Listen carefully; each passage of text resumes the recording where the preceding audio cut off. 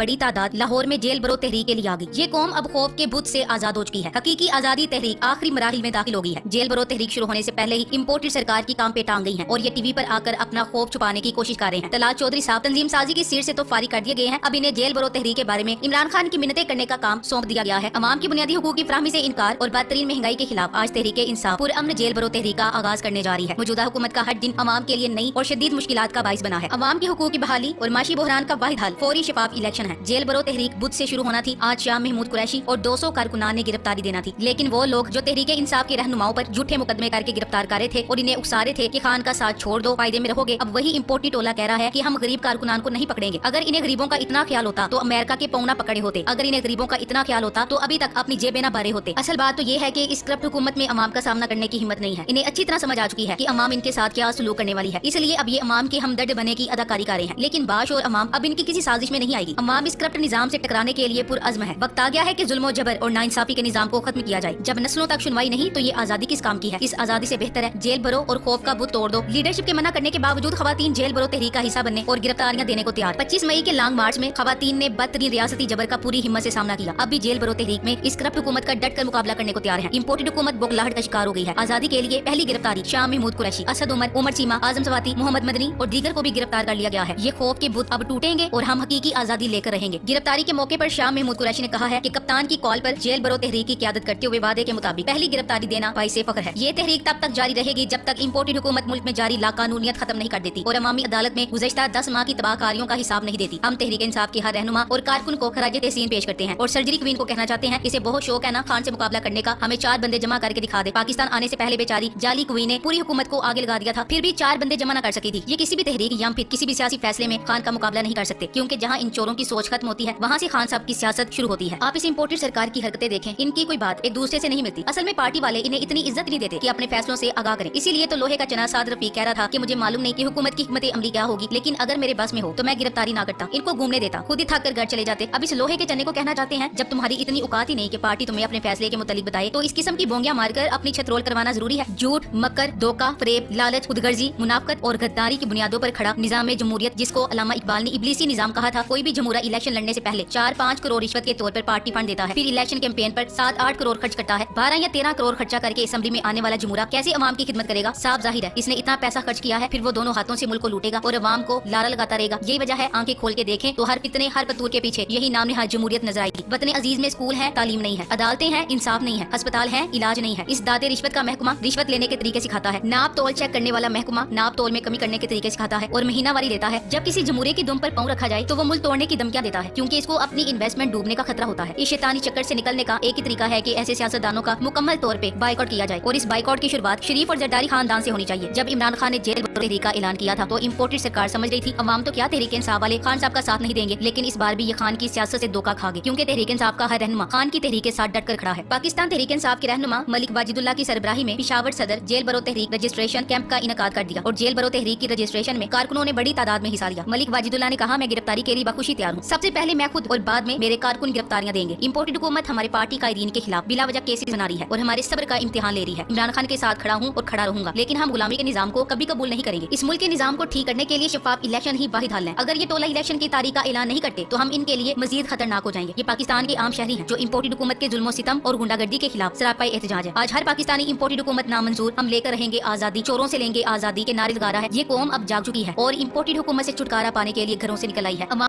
चुकी है। अगर अब इन करप्ट लोगों के खिलाफ ना खड़े हुए तो इसी तरह गुर्बत की चक्की में पिसते रहेंगे। ये जो पाकिस्तान को दोनों हाथों से लूट कर खा रहे हैं, ये करप्ट निजाम के पैदावार हैं। आपने अक्सर देखा होगा गंगू तेली किस्म के लोग देखते ही देखते लाखों में खेलने लग जाते हैं। बड़े बड़े अफसरान के साथ उठना बैठना शुरू हो जाता है, फिर इनके नाम के साथ कंट्रैक्टर लिखा जाना शुरू होता है और तान हाजी साहब पे आकर टूटती है। आप यकीनन सोचते होंगे कि इनके हाथ ऐसा कौन सा आला दीन का चिराग लगा कि रातों रात इनके हालात बदल गए। ये 3 तरह से अफसरान को राम करके फायदे उठाते हैं। पहला तरीका है कि साहब से मुलाकात के वक्त महंगे तोहफे जैसे आईफोन, बच्चों के लिए लैपटॉप या बाइक वगैरह दे देते हैं। दूसरा तरीका है ये किसी मुनफरिद जगह जैसे दरिया के अंदर जंगल में या किसी फार्म हाउस पे खाने की दावत देते हैं और फिर साहब के शौक को जो के पेशे नजर शराबो शबाब का बंदोबस्त करके राम करते हैं। तीसरा तरीका ये है कि साहब के घर पे मौसम के मेवाजात, आम की पेटियां, शहद की बोतलें, शिकार का गोश्त और इस किस्म के देसी लवाजमात पहुंचाकर गुड बुक में आते हैं। जब साहब ऐसी इल्तिफात का आदी हो जाता है और एक हद तक दोस्ताना ताल्लुकात उस्तवार हो जाते हैं तो फिर ये ट्रांसफर, पोस्टिंग, ठेकों को छोटा सा जाती काम कहकर फायदे उठाते हैं। एक मारूफ सहाफी ने ये वाकया सुनाया कि एक प्राइमरी स्कूल टीचर साहब ने वक्त से पहले रिटायरमेंट ली और पेंशन वगैरह की मद में मिलने वाले पैसों में से 5 लाख रुपए देकर वक्त के वज़ीर-ए-आज़म से मुलाकात की। उनको साहब का फैन बताया। साहब को एक सरप्राइज का कहकर अगले अगली मुलाकात का हिला किया और अगली मुलाकात में 5 लाख की मखसूस तहाई पेश किए, जो 10 लाख की इन्वेस्टमेंट, और तीसरी मुलाकात के बाद वो वज़ीर आज़म के फ्रंट मैन के तौर पे एक बहुत बड़ा ठेका ले चुके थे। आज वो स्कूल टीचर शहर इक़्तिदार के एक बड़े इन्वेस्टर माने जाते हैं। माजी में अंग्रेजों की अता करदा जमीनों से बनने वाले जागीरदार ताकतवर तबका था। ईवानों में इन्हीं की नुमाइंदगी हुआ करती थी। घोड़े पाल मुरब्बों वाले हारियों पे कुत्ते छोड़ दिया करते थे। इनके सामने किसी आम आदमी को इलेक्शन लड़ने की जुर्रत नहीं होती थी। लेकिन आज सरमायादारी का दौर है। जागीरदारों की जगह इन्वेस्टर्स ने ले ली है। जिस तेजी से जागीरदारी निजाम की जगह सरमायादारी निजाम ने ली है, मुझे नहीं लगता कि दुनिया जल्द इनके चुंगल से निकल सके। डोनाल्ड ट्रंप से लेकर नवाज शरीफ तक अक्सर सियासतदान खुद सरमायादार हैं। जो नहीं है वो हमसाय मोदी जी की तरह सरमायादारों की कठपुतलियां हैं। एक बार मलिक मुस्तफा खर के साहबजादे अब्दुर्रहमान खर से घंटा भर बहस की कि करप्शन से बड़ा कोई मसला नहीं, मगर सच ये है कि ये सरमायादारी ज्यादा बड़ा मसला है। करप्ट नवाज शरीफ ने हमेशा सरमायादारों को इनकी इन्वेस्टमेंट का सिला दिया। सरमायादार चीनी माफिया, आटा माफिया और अब खाद माफिया की सूरत में अरबों रुपए कमा रहे हैं। सब्सिडियां अलग लेते हैं। गरीबों का इन हुकूमतों से भलाई की उम्मीद रखना बेकार है। 70 साल से अवाम इस इंतजार में बैठी है कि शायद इन चोरों को भूख से मरती अवाम पे तरस आ जाए, शायद इनकी हवस खत्म हो जाए, लेकिन ऐसा नहीं हुआ। शरीफ और जरदारी खानदान डीजल जैसे लुटेरों को अपने साथ मिलाकर अवाम को गरीब तर करते रहे और ये सिलसिला अभी तक जारी है। लेकिन इस अवाम की किस्मत अच्छी थी कि इमरान खान इस करप्ट निजाम के खिलाफ डट कर खड़ा हो गया और इन हुक्मरानों की जेबों से अवाम का पैसा निकलवाने की ढाल ली। लेकिन क्योंकि इस माफिया की जड़ें पूरे पाकिस्तान में फैली हुई हैं, इसीलिए ये सारा करप्ट टोला इमरान खान के खिलाफ इकट्ठा हो गया और रजीम चेंज की साजिश करके खान को हुकूमत से निकाल दिया। इन्हें लग रहा था कि बस अब खान हिम्मत हार जाएगा और इन्हें एक बार फिर पाकिस्तान को लूटने का मौका मिल जाएगा। लेकिन खान ने हिम्मत नहीं हारी और इस करप्ट टोले के खिलाफ एक बार फिर जदोजहद शुरू कर दी। तारीख ने पहली बार एक ऐसा वज़ीर आज़म देखा जिसके जाने पे अवाम सड़कों पे निकल आए। कल तक जिस अवाम को खान कहता था कि मेरे पाकिस्तानियों घबराना नहीं है, तब अवाम ने कहा खान साहब घबराना नहीं है, ये जुनून 10 माह बाद भी जेल बरो तहरीक की सूरत में जूं का तूं है। अब